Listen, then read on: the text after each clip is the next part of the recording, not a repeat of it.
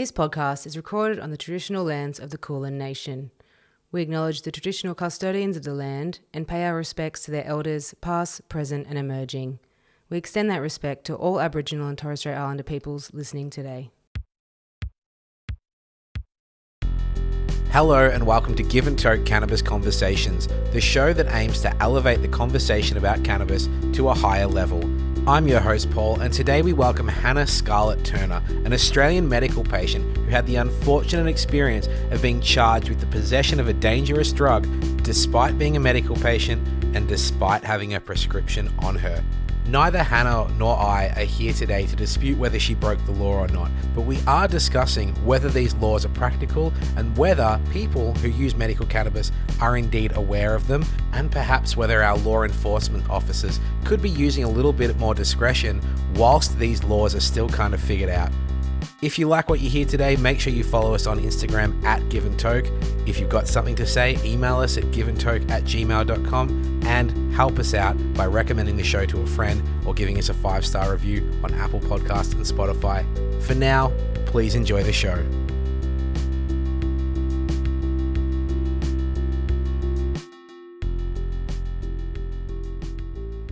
On Friday the 7th of October, ABC News released an article by journalist Alexandra Utting entitled, "Why Can Queenslanders with Medical Cannabis Prescriptions Be Charged for Drug Possession?" I'm going to read the second paragraph from that article. Sunshine Coast woman Hannah Scarlett Turner was charged with possession of less than 1 gram of a dangerous drug after being stopped by patrolling officers while walking her dog at a nature reserve in June.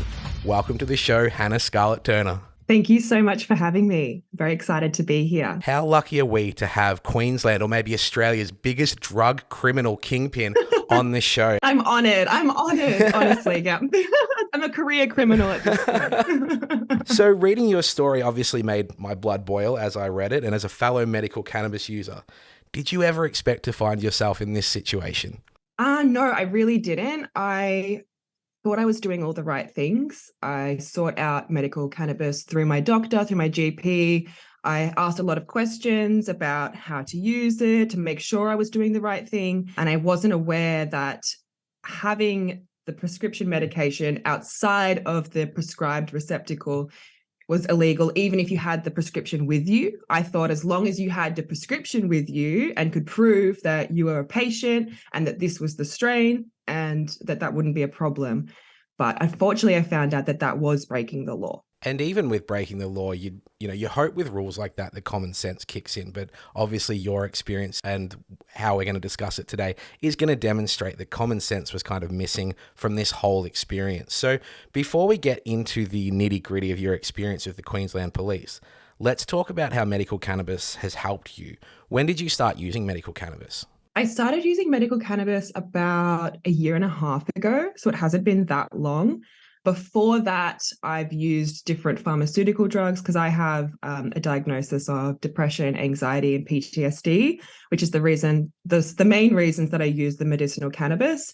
So I was on pharmaceutical drugs for those diagnoses, and they worked for a while at the start, but I found that it was kind of a repeated situation where after a while I would start to feel numb and start to feel not like myself. I would go back to talk to the doctor, and then it was always suggested to either up the dose or try another pharmaceutical. And it got to a point where I just felt like I was just banging my head against the wall. I could keep trying all these different things and hope that something would work, but it just wasn't what was right for me personally. So it sounds like medical cannabis has replaced some of those pharmaceuticals for you? Yes, all of them. Yeah. Wow, that's incredible. And I mean, you listed 3 conditions there: depression, anxiety, PTSD. There's not many medicines around that can cover multiple indicators like that. And we know that through the TGA, there are a lot of conditions that are covered by medical cannabis. But there's 3 things you're getting the benefit from one medication for. It's really impressive that cannabis can replace that. But we've still got a lot of work to do to get people to understand how effective that is, right? Yeah, absolutely. For me, I found that, like you were saying, it's 3 different conditions. So that would come with usually kind of 3 different kinds of medications or 2 different kinds. The trickiest to treat is probably the PTSD. For me, that manifests itself as like moments of kind of just disconnecting from my body, disconnecting from things and feeling like in a very strange space. And there was no medication, no pharmaceutical medication that helped with that. And that's actually the thing that cannabis helps with the most, is like connecting me back into my body again and like back with my surroundings. So it's amazing that it is able to help with the depression, the anxiety, but also provide relief for that with PTSD, which no pharmaceuticals ever helped with before. Isn't that interesting that you speak about PTSD making you feel like disconnected and numb, but those were some of the effects of the medicines you were given to counteract that? Exactly. Yeah. It's so strange. You know, I myself received a diagnosis of depression last year after years and years of anxiety, and it was quite a relief. It was good to finally get medicated for that, but I myself have reduced my pharmaceutical medicines because of medical cannabis. But even when I got given that medication, I was warned that one of the side effects was higher suicidal ideation. So I've gone to get help for depression and anxiety. The medicine they're giving does actually help me, but I had to spend 2 or 3 weeks on higher alert just to make sure I wasn't having those kinds of feelings. And yet here we are with cannabis, something where probably the worst thing that can happen to you is you maybe get a little sleepy, a little paranoid, a little anxious, maybe super hungry. That can happen too. Yet there's still such a stigma attached to it. So, you know, that is the core reason you're here today, because when I saw that headline about getting charged for drug possession and reading about less than 1 gram, I had to talk to you more about that. So let's talk about your experience with the Queensland Police. Walk us through that day.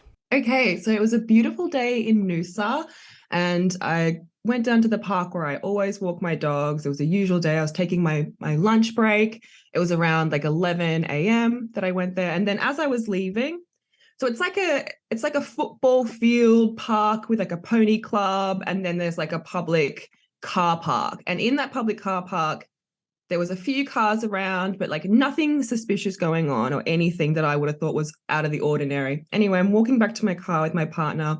We're getting back into the car. I wish we had just left straight away as soon as we entered the car, but it was actually the day that the verdict, I was around the time the verdict came out for the Johnny Depp Amber Heard trial. So we actually stopped wanting to watch and see what happened. So we're sitting in the car watching this trial, and then all of a sudden, three plain-clothed men came up and approached the vehicle and started to interrogate us about what we were doing there and who we were, without actually telling us they were police officers at all, which was really scary, to be honest. I bet. Because I couldn't, you know, because there had been nothing unordinary going on and no crime scene or anything, when there was 5 men around the car, police was the last thing that I thought. I had no idea what was happening, but I automatically just went into just shock. And then they just kind of had a few questions, what we were doing here. From their line of questioning, I believe that they thought we weren't local, that maybe we were traveling. And then they told us that the area we were in was a known drug hotspot, and they asked us if we had anything illegal on us. And I was completely forthright and said, I don't have anything illegal on me, but I do have like medicinal cannabis that I'm prescribed. I honestly didn't really think before I said it. I'm the kind of person that's just like tries to do the right thing. I guess when I'm scared, I want to do the right thing. So I just was like, this is what I have. Like, here's my prescription, everything. So there was 5 police officers, and 4 of them, as soon as they found out I had the prescription, they're like, and I was visibly shaking at this point. And they were like, it's okay. Like, don't worry, you're going to be fine. And then there was one particular officer who didn't want to drop it. And he said, well, where did you get it out from? And I had it in the bag near where the prescribed receptacle was with my prescription, thinking that was fine. It was such a small amount that I didn't keep it in the 10-gram container that it comes in. It was literally like crumbs of like what was left. So keeping it in a 10-gram container, it was just ridiculous to even try and get it out. Well, I'll just interject there and quickly explain for the listener who doesn't understand. Medical cannabis in Australia comes in a 10-gram container. We now understand that you have to keep it in there at all times, but that, as we're learning, is not practical. You know, some people 10 grams lasts them 6 months, other people 10 grams lasts them a day or a week. It's different for everyone, but to carry around a 10-gram container, it's a lot of money and it's a lot of cannabis to have on you. So while it's the law, there are practical things you need to do sometimes to have it conveniently on you. Exactly. So yeah, he then informed me that what I had done had broken the law. And, you know, I told them that it was definitely my prescription. I asked them if they could test it, if they wanted to. They told me that there was not enough to test eventually, which I'm like, it's enough for me to be charged with having a dangerous drug, but not enough to actually test. And then, so on the spot, they charged me with possession of a dangerous drug, which was crazy because it's my medication. They then seized it from me, and they also took my prescription as well. So just to clarify, so they seized the baggie that had the less than 1 gram, but they also seized your medical cannabis prescription. Is that correct? Yes. Right. Okay. I wasn't aware of that, which just adds another layer of frustration and difficulty to this. Absolutely. Yeah. Wow. And then to make that even worse, they actually didn't admit that in the QP9, which is the police's case against you. They said that they didn't take that from me, but yet they did say that they took the Canatrek container, which is the thing that has my prescription on it. So I understand you were offered a drug diversion program. Yes. Tell us about that. They offered me drug diversion and said, this is the best option for you. You then won't have to go through the courts. It's the police drug diversion, which is separate to like the court mandated drug diversion. And I just asked them, what is the point of me going to drug diversion when I'm a patient and I'm lawfully using my medication? And they pretty much said, look, they're pretty much going to tell you the same thing. We're going to tell you, give you a little slap on the wrist, and then you'll go on your way. And I thought about it and I'm like, well, this is clearly the easier option. You know, it's clearly the easy option for me to go and do like an hour of drug diversion or whatever and just move on with my life. But then I felt like this is just not based in logic. And if I go along with that, I'm now part of the problem. Because how is this going to change unless people refuse to go along with that broken logic? Because ultimately in a drug diversion program, you have to admit you've got a problem and also Yes. and take some kind of punishment of like a good behavior, like you're not allowed to use that substance and things like that. Is that right? Yes. Yeah. So the whole aim of the course would have been to teach me the dangers of cannabis. The most dangerous thing about cannabis is having to deal with the police who are arresting you for it. Yeah. So it was all just absurd. And I just was trying to like break it down with them and be like, this doesn't make sense to me to go to drug diversion. It doesn't sit right with me. Everything in my body was telling me not to do it. My boyfriend even at the time was like, why didn't you just do it? It would have been so much easier. But I was like, no, I was kind of had righteous anger about the whole situation. And so, yeah, I refused the drug diversion. And then I was given a notice to appear and a notice to provide my like fingerprints and get a mugshot and everything before the court case, which is something I wasn't aware of either. I thought that you only had your fingerprints and mugshot taken after you were kind of like proven to be guilty. So that was a learning curve for me as well. And what's that experience like? You know, you said that you were already kind of visibly shaking and struggling in this experience. What's that like to be processed through a police station? It was terrifying, honestly. Like just the whole situation was as soon as the police had kind of left and the shock really hit me, and it was a mixture of emotions because, you know, I had this righteous anger that I was doing the right thing. I'd taken all the right steps to not break the law and just do the best that I could. But at the same time, I'd started to kind of feel this anxiety that I had done the wrong thing and that I was a criminal, and started to like question myself kind of and my like moral compass. So that was really hard for me. And I was kind of ashamed about it, which was weird. That was a weird reaction. Like I didn't want to talk to people about it at the start. I was really kind of like secretive about it and just embarrassed, which was odd. But yeah, a few days went past and I actually was trying to fight to not go and give my fingerprints and my mugshot because I didn't really want that to be in the system, especially for something so small. But there was no way around that. So I went in on the final day. You have 7 days, I think, to go in and do it.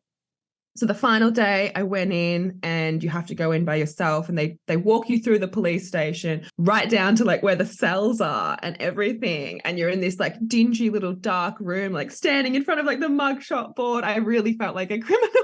It was crazy. Most people I've spoken to seem to kind of paint the similar picture. You know, it is as scary, it is intimidating. You know, obviously the police don't want things to be a comfortable experience, but they don't seem to put any effort into preventing some of the discomfort, or at least just trying to make it an easier process because it has to be done.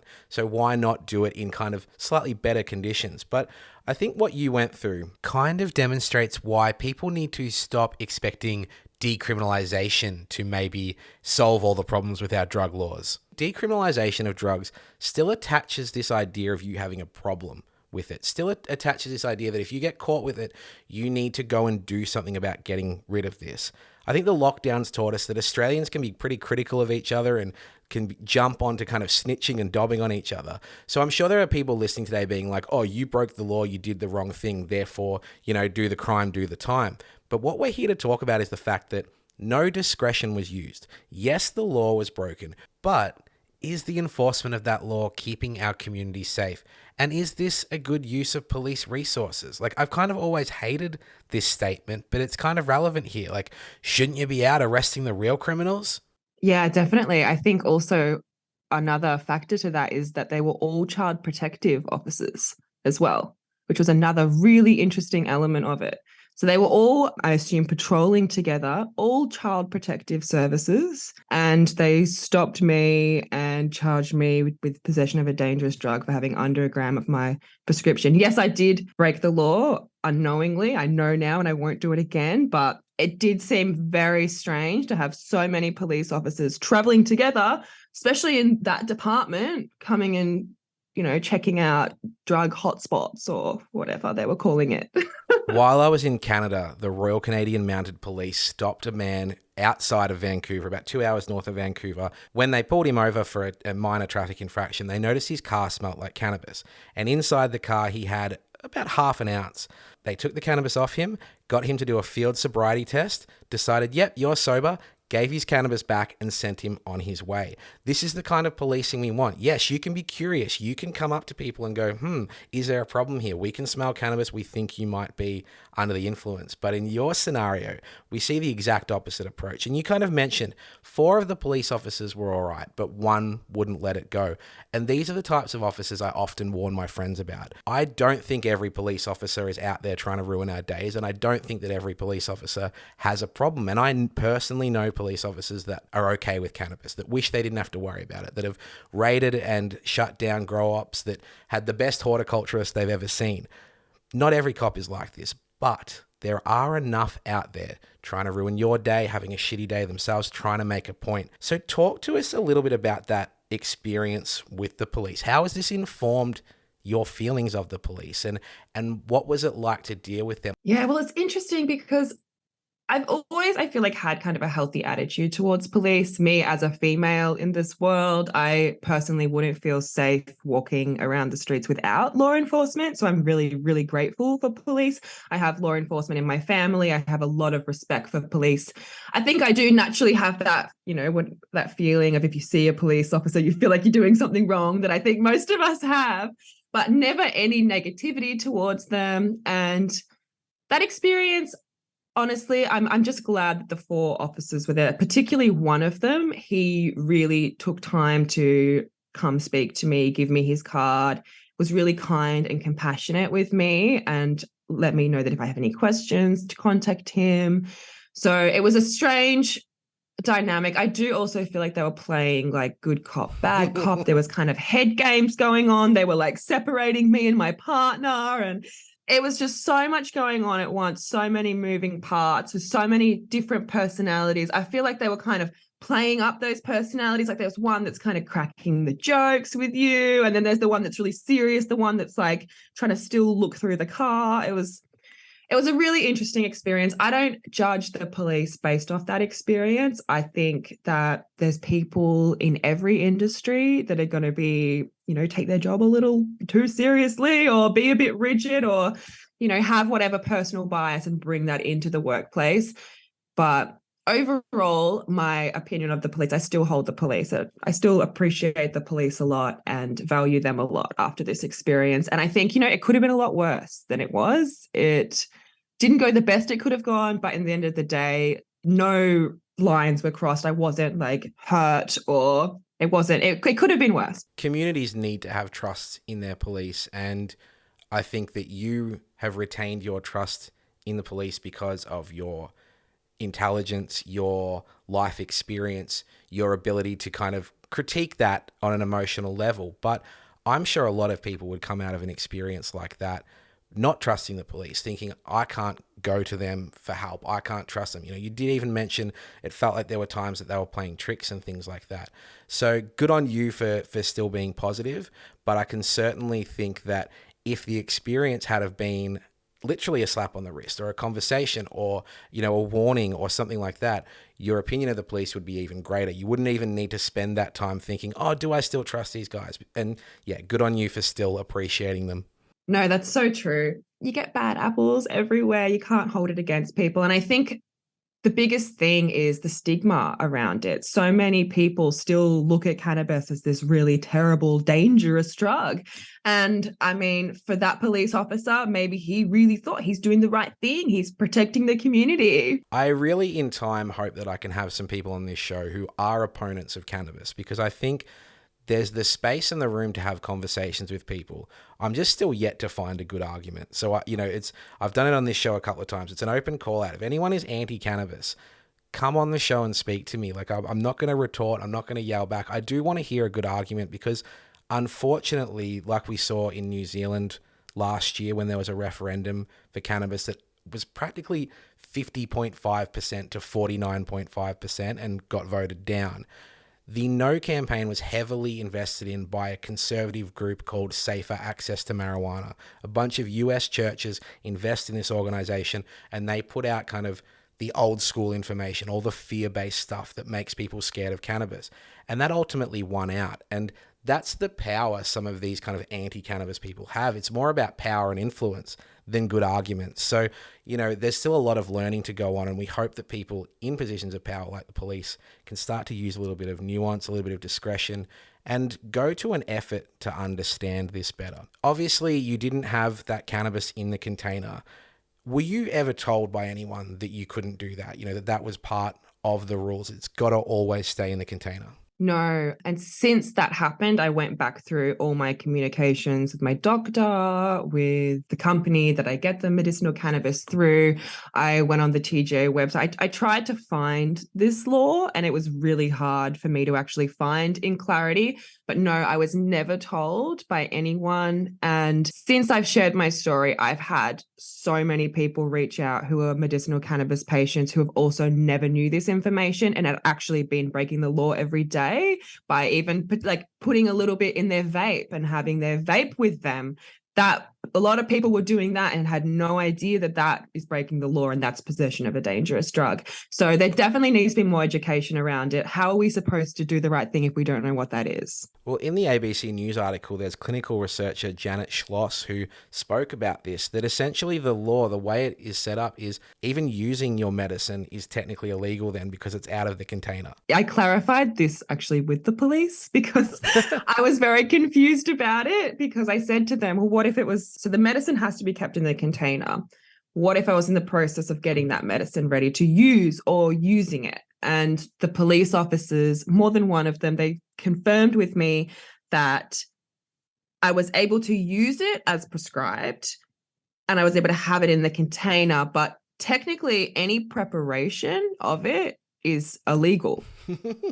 Yeah, and they confirmed that with me, that to get it out to then use it is illegal, which was just like, it just doesn't make any sense. The judge actually brought up a really good point when I finally went to court. He said, I understand that you make this the law, that this is the law so that people can't just use cannabis that is not their medication. But what is to stop them putting other cannabis into the prescribed receptacle? Once the seal is broken, that law is useless anyway. You can put anything inside the container anyway. What difference does it really make? And I can guarantee you that there are medical patients, because I've spoken to them, who are absolutely doing that. The cost of medical cannabis is quite prohibitive. You can get an ounce of cannabis on the black market anywhere from $200 to $400, still ends up being cheaper than your medicine is. And people are just, I get one of my prescriptions filled. Once that's empty, I fill it up. It says a lot that we need to change these laws. We need to address a lot about medical cannabis, but certainly punishing people that are doing their best to follow the law isn't teaching anyone anything. No, I agree. And I understand that I should have been punished for doing the wrong thing. But to charge me with possession of a dangerous drug seemed very dramatic. Big time. Or even just drug diversion. Like there's no real area in the law for this right now. It's just you break the law and you're using it illegally. There's no you break the law, but you're a patient. So what happens there? You're just treated like you're not a patient. There's so much work to be done. You know, the driving laws of THC being in your system, ultimately leading to a suspension of license, irrespective of whether you're a medical user, irrespective of when you've used it, irrespective of whether you're intoxicated or not. There's so much work to be done. And every time I think we're taking multiple steps forward, I read something like your story and it alarms me about how easily things can still go wrong for people trying their best. And so, you know, one of the things that kind of came up for me is your experience with the legal proceedings and how that went for you. Like when I lived in Canada, I noticed, you know, I've been to university, I'm a school teacher, I know how to read, and how often I would read like a legal document, something about my visa, and it was so hard to understand. And I just thought how much of this system is set up to kind of go against the little guy. And there's variations of what the little guy is. I know you've spoken about the fact that you had help with getting a lawyer through your parents and things like that. These are things not everyone has access to. And I do want to talk about those legal proceedings in detail, but I thought we might break up the conversation with a bit of a quiz. I myself have not spent a lot of time in Queensland. I think I've been there 2 times in my life. I hope I can do Queenslanders proud. A lot of pressure. Well, yeah, this is going to determine if you're ever welcome back there or if you're just going to be stuck in Melbourne like the rest of it. So let's see how you go. Question 1, true or false? Queensland is the 2nd largest state by land mass in Australia. True. Oh, that is correct. Number 1 is Western Australia, followed closely by Queensland. Yay. Good work. Off to a flying start. Question 2. Which small cake was named after a governor of Queensland? Was it a Lamington, Tim Tam, or a Macquarie cake? Ooh, I don't know, but I kind of I want it to be Lamington. That is correct. Yes! Named after the governor of Queensland between 1896 and 1901. 2 from 2, you're killing it. All right, this is a music question. Question 3. Which band has a statue in their honour in Redcliffe erected in 2013? Is it In Excess, the Bee Gees, or Men at Work?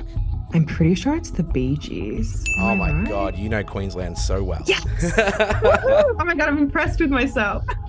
All right, well, you're halfway through. You're 3 from 3. You've already got a passing grade. The rest is just house money. Question 4. In which Queensland town was the 2008 Baz Luhrmann film Australia filmed? Bowen, Mackay, or Noosa? Ooh, Mackay? Ooh, there's your first incorrect Damn, one. Bowen. It was Bowen, yes. Oh, well. Close It's enough. all right, you're still killing it. All right, question 5. Which Queenslander has won 4 Grammy Awards? Is it Keith Urban, Lachlan Watt, or Amy Shark? Ooh, Keith Urban? Oh, yes, you are Yes. correct. All right, lucky last, and this one's a bit of a softball, I think. What is the name of the cricket ground in Brisbane? Is it the MCG, the SCG, or the Gabba? The Gabba. Oh, 5 from Woohoo! 6. You know Queensland. Look, you're still welcome back there. I'm so impressed. Oh, thank you. Very, very good. All right, let's get back to your story because it's an incredibly interesting one. Let's talk about the legal process. How did you go about challenging this? You know, what kind of happened after the fingerprints and the mugshot? And you've been very gracious. I see lots of people commenting on you saying, what a great mugshot. You know, obviously it was a traumatizing experience, but you've taken that in jest. What came next? Well, okay, so I'll start from the start. So I had this situation with the police, and I've never been through the legal system before. I was very naive to how everything worked. And so I was genuinely asking the police officers, well, if I do take this to court, like what happens? Like, what do I do next? Like, can I speak to I was asking the police officers for legal advice. Where's my phone call? And I was told that I could access the free legal aid. The police officers told me, they said that I could actually call them straight away and it would go from there. So I was like, yep, perfect, righteous anger, let's do it. The police officers left and I called the Queensland Legal Aid only to find, no, it does not work like that at all. If you want the free legal aid, you have to apply and then you don't actually get to speak to your lawyer until like 20 minutes before you go in to see the judge. I wasn't happy with that because my situation was a little complicated, and I needed to be able to like discuss everything in detail and provide documentation and proof evidence that I had to back up. Going that route just didn't seem like it was possible for me. So I was then in the situation where the free legal aid wasn't going to be an option. And so luckily I was able to reach out to my father, who had some connections and was able to hook me up with one of the best lawyers in Queensland, apparently, actually. So that was really amazing. I spoke to them about everything that was going on, and they were really like empowering for me at the beginning, really like, yeah, this is awesome. Got a great case. And then you have to wait until the QP9 comes out. So the QP9 is the police's case against you.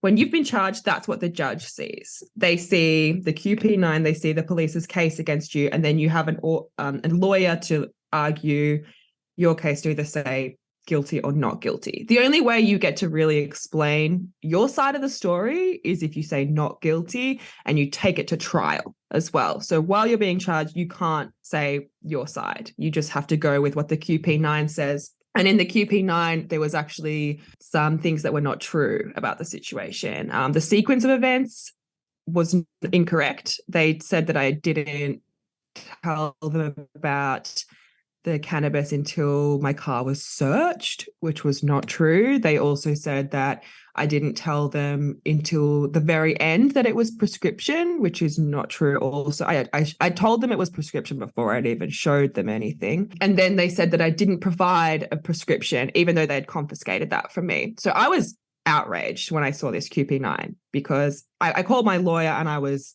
like, they've lied. What am I like? How do I get this to the judge? Can I like submit like something? Look, Hannah, police lie every single day. There's nothing you can do about it unless you take it to trial. And that was pretty shocking to hear that and to be in that situation over something so small, something like under a gram of medicinal cannabis, and to be in the situation where you're just being lied about and you don't have a voice. And you're actually paying for lawyers, but you still don't have a voice. And at the beginning, I was like, well, let's take it to trial. Like the judge needs to hear like the whole story, everything that's happening. And she really was discouraging me from doing that. She's like, it's going to drag it out like another potentially like 18 months, potentially longer. It's going to cost around $20,000. And in the end of the day, you broke the law. So you're charged with guilty, you're guilty, and then you're just out of pocket all this money. I was faced with a situation where I had to either take it to trial or plead guilty. And pleading guilty to possession of a dangerous drug felt really wrong in me because I didn't believe I had a dangerous drug. So to actually stand before a court and say that you're guilty for a crime that you don't believe you've committed, but technically you have, was really challenging. So I went to go into my original court case the day that it was set, and my lawyer actually decided to get that adjourned just so we could make sure everything was ready. So I got it adjourned, which dragged it out a bit longer. It was just crazy anxiety all before the court case, just thinking about it every night, what's going to happen, totally out of my depths. And then finally the day of the court case arrived, and my lawyer was replaced with another lawyer. So I ended up having a lady that I'd never spoken to before come in and represent me. Did you get a reason for that? Like, was that explained to you? I was told the day before the court case that I could either adjourn it again because my lawyer was away, or I could take someone else. And I was so over it at that point and just wanted to get it over and done with that I was like, is this lady up to date with the case? Does she know how to represent me? I was assured that she was. And so I just was like, went ahead with it because I just didn't want this saga to drag on. And I was also in the middle of moving to Melbourne. So I couldn't actually keep extending it because I was trying to get down here. So I went into the court the day of the court case and watched a few other people go up and present their case, and some crazy situations where there was like, you're in there with people who are committing violent acts against people. Like there was a man before me talking, about how he had just like beaten his mother to the point of being in hospital. And I'm there waiting with my charge of under a gram of medicinal cannabis going, what am I doing here? And so finally went up to see the judge. you don't really get to say anything. The judge started by saying, I've read the QP9. Hannah fits the criteria for drug diversion. Is there anything that I should hear from you to my lawyer? And that's when my lawyer actually explained to the judge that it's medicinal. And that's where he actually heard for the first times in the QP9. There's no proof that it was medicinal, even though they had the prescription. So I had to then, with my lawyer, provide that prescription to prove that it was medicinal. And then he turned around and said, well, this is an interesting conundrum because she's lawfully using the cannabis. She's lawfully had it, but she just didn't have it in the prescribed receptacle. Then he went into why that law is stupid. For me, this was an amazing moment, though, because I'd been trying to talk to lawyers and trying to talk to people about this, and it was like no one was seeing common sense this whole time. And I was like, are you guys serious? And then finally the judge was like, what? And I was like, oh, finally someone can see what I'm seeing. But unfortunately, because I did break the law, he decided to give me a good behavior bond for 6 months. He didn't think drug diversion, so he didn't give me any drug diversion, and a $300 fine. So it could have been worse. I was pretty happy with the outcome, to be honest. I was happy that it was over. It felt like a form of closure to even hear the judge. He knew how ridiculous it was. So that was like healing for me. But yeah, then afterwards you get also slapped with like a defender's levy as well. So the whole thing was just ridiculously expensive. I did see a rundown of costs, and obviously it's infuriating to have to spend the money. But what was the personal cost? Like, what impact did this have on you and your relationships? It gave me like paranoia afterwards. Like when I wasn't even doing, I'm just going about my day doing the right thing. I just had this like having to watch my back, like feeling like I was being watched, feeling like I was being monitored, feeling like somehow I was doing the wrong thing. It created a strange environment for me when I was actually using my medication as well. I got like bad anxiety. If I would use it, I have a little mighty vape and I would have a vape at night, and then I would just like start to feel like bad and like unsafe and like just paranoid that there was something else that I could be doing wrong. And it went on for a while, to be honest. It affected me so much that I didn't want to talk about it afterwards. So this happened. I didn't want to speak about it. I didn't want to go to the media. My dad had a lot of people in my life. I had connections to the ABC wanting to take on this story. And I was like, no, I can't do it. It was had really just riddled me with anxiety and paranoia. And I just wanted it to all go away.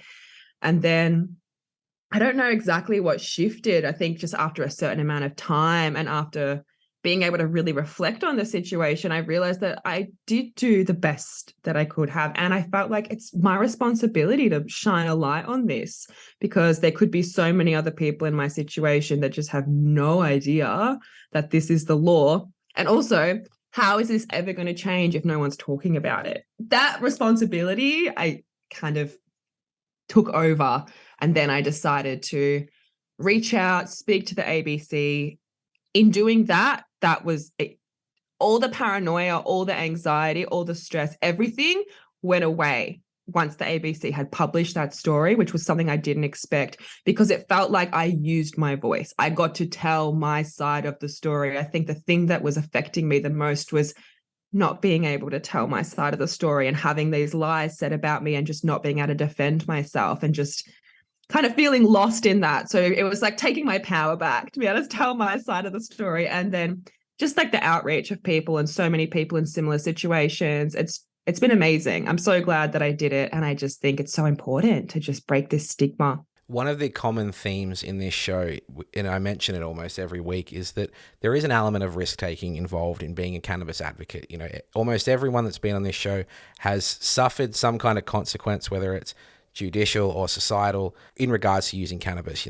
My guest on my last episode worked at a medical cannabis clinic in Guelph, Ontario, was raided and arrested by the police. Another guest who grew up in Mexico, who left Mexico because friends of his were beheaded for selling hash. So we see that all across the world there are all these challenges, but you didn't really take a risk in order to have to make this sacrifice and make this compromise. Yes, again, you broke the law, but having less than a gram in a baggie isn't the risk that I keep talking about and that our other guests keep talking about it. For you to have to go through this much for so little is not something I really expected when I kept thinking, yeah, people have to put their reputation on the line a little bit, have to have difficult conversations with families and friends or employers about using medical cannabis. But what you went through isn't exactly what I expected. So, thank you for sharing your story, and thank you for being brave enough to kind of move past that tension and that anxiety to share this, because I do think anyone with a functional use for cannabis has somewhat of an obligation to share those experiences with people. I really appreciate that you're willing to kind of move past the tension, the stress, the trauma, and share that with people. And I think that's really important. What are you hoping to get out of kind of sharing this story with people? Definitely education. I want people to understand what the law is, understand what they're allowed to do, what they're not allowed to do. But one of the biggest things that's really come up since all of this, and the main reason I'm still doing it, still talking about it, is the stigma attached to it. I think, especially I've spoken to a lot of women in the cannabis space who have just said that the stigma attached to women, it needs to stop. I have people in my family who approve of cannabis and some that just don't at all. And, my grandma, she's a cancer patient. She went through chemo, not being able to sleep at night or eat, and wouldn't do cannabis because of the stigma around it. It's people who are suffering every day who aren't giving this a go because of the stigma. Like, that's why I'm doing this, really, is to break that stigma so people can at least try it and see if it's going to be a better option for them, because it really can change your life. That's fantastic. Did you learn any lessons about kind of the police system or the judicial system that kind of will inform the way you conduct yourself going forward? What were the lessons learned? The immediate lesson learned, like, it's not the takeaway lesson now, but the immediate lesson I learned was, oh my God, don't just be so forthcoming. Like, maybe just don't be so forthcoming. And also don't just keep a little bit left over. Use it. That was the two lessons. I was like, oh my goodness, crumbs. Wow. If only. Yeah. If only they weren't still there. But the biggest lesson now, I think, is just to really educate yourself on your rights and the laws, and to educate each other, come together. If there's experiences like this, if one person learns something new about the law, we need to kind of make that community to protect each other. There isn't really a space for that. When I was looking up afterwards, I'm like, where do you find, on Instagram, can you find information about medical cannabis in Australia? And it's really hard to find that information. So the more conversations like this that are happening, the more people doing work like what you are, the more education everyone will have, the more we'll understand our rights. The more of a community that we will have, the more we'll be able to take care of each other and make sure that everyone's doing the right thing. Cannabis community comes up a lot, and having worked in the industry in Canada, I realize at times it can be complete bullshit. It's a desire rather than a reality, but these are the areas in which we can support and help each other. It isn't necessarily just about like, oh, which buds do you like smoking, man? And that quality sucks. It's actually, what's your relationship with the plant? How is it helping you? How can we ensure other people understand that? And I think that is our mutual responsibility to share these stories, get the word out, express authentically and in an invulnerable fashion how it's helping us. And thank you for sharing your vulnerabilities about how it's helped you. It is a beautiful plant. It does so much. It may not be for everyone, but it offers a lot to a lot of people, and we're still so far off getting those benefits. CBD is technically now legal for over-the-counter sales, but the TGA haven't approved anyone to produce it. So we're still just dealing with backwards laws. I had a lot of people hit me up about 12 months ago. It's like, CBD's legal. Where can I get it? I'm like, you can't. So we're still so far away from kind of kicking those goals that we need to. But thank you so much for kind of sharing your lessons and your stories, because it's a cautionary tale what you went through. Yeah, no worries. Thank you for allowing me to share my story. I would just like to say as well, you touched on something then, but it's not for everyone. It's definitely not for everyone. And I think even if it is for you, I think one thing that's really important for cannabis users to ask themselves is, why am I using this? Am I using this as an escape, or am I using this as a tool? Because that's the difference. If you're using it as an escape, it's not going to amount to anything great. If you're using it as a tool, that's how I believe it should be used. And that goes for you, if you've smoked, if you've used it for 10 years plus, like, ask yourself regularly, am I doing this to escape from something, to run from something, or am I still using this as a tool? And I think that's how we move forward in a safe way with this. Well, you noted that when you were kind of struggling, when you were still dealing with this situation, that it was actually increasing your anxiety and increasing your stress.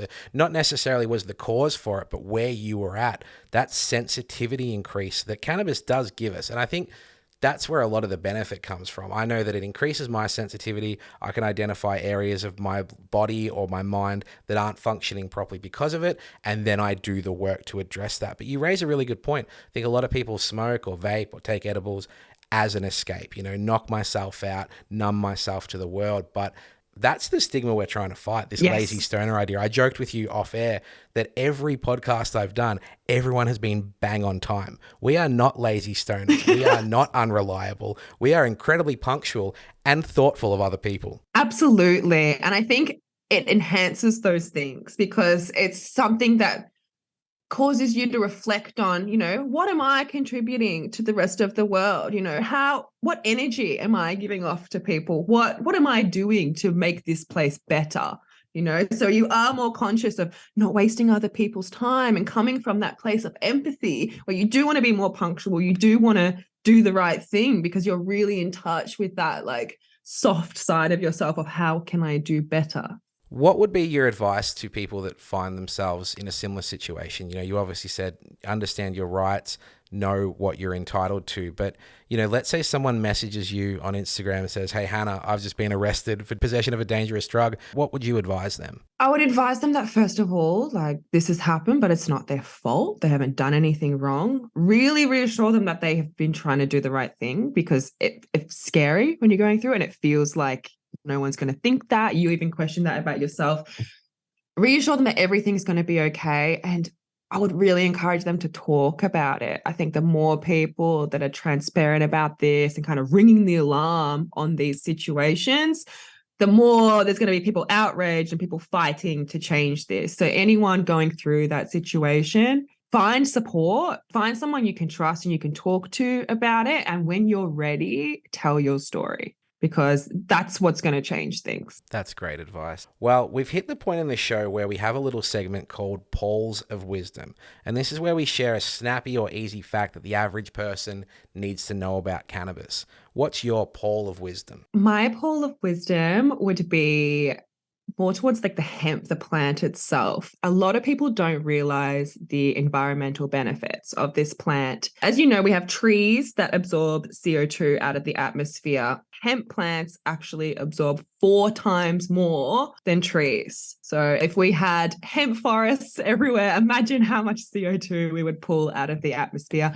And I think that's something I really want to highlight as well in this conversation are the environmental benefits also of this plant. There's so much you can do with it. Paper, bioplastics, biofuel, insulation, the list goes on. Where has your kind of passion and interest for hemp come? Is that prior to medical cannabis? Has that been in tandem with it? Where has that come from? Prior to medical cannabis, I'm an environmentalist. I love our biodiversity in this country. I'm very passionate about deforestation. That's one of my biggest fights that I'm trying to fight in my life is to just bring awareness to that. And, even with climate change and everything, that big issue, I think it's something we really need to kind of separate down into little individual issues. And I think that hemp can solve a lot of those little individual issues. If you're looking at CO2, it can solve a lot of those issues. If you're looking at water catchment areas to protect the Great Barrier Reef, I could go on about it for days, but that's definitely something that I see missed a lot in this conversation is the actual, sustainability involved with it. That's fantastic. And obviously more to think about than just the kind of medical uses of cannabis is the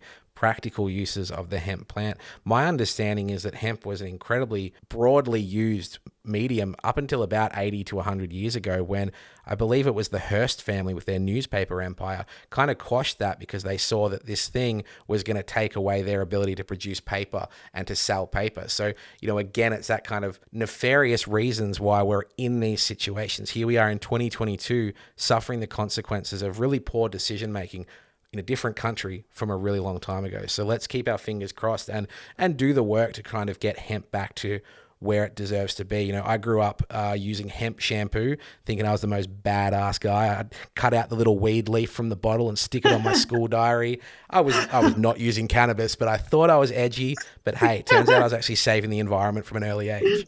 No, that's it. No, it's amazing how much this plant can do. I mean, even when it comes to like fashion and the amount of water that like cotton uses compared to hemp, there's just possibilities are endless. And I advise anyone to listening to just like have a little Google, go on a little like deep dive and find out, because you know, there's so many different little problems that we're facing today in this modern life. And I really believe a majority of them could at least be helped by this plant. And it's time that we really start to put the research into it that we haven't been able to do for years. Well, Hannah Scarlett Turner, it's been an absolute delight to speak to you today. Thank you for sharing your story. Where can our listeners reach out to you? They can reach out to me on Instagram at han.scarlett, which is HAN.SCARLETT. And I'll be sure to put a link to that in the show notes. Your story is incredibly interesting, incredibly infuriating, but thank you so much for being with us to share it today. Thank you so much for your time. It was lovely to meet you. Give and Toke Cannabis Conversations is written and produced by me, Paul. Music written and produced by Big Mike. Follow us on Instagram at Give and Toke, or get in touch by emailing giveandtoke@gmail.com. You'll also find us on Twitter and Facebook. All opinions expressed by program guests are solely their current opinions and do not necessarily reflect the position of Give and Toke. Content discussed in this show does not constitute medical advice. Cannabis is not legal everywhere, so please be aware of local laws.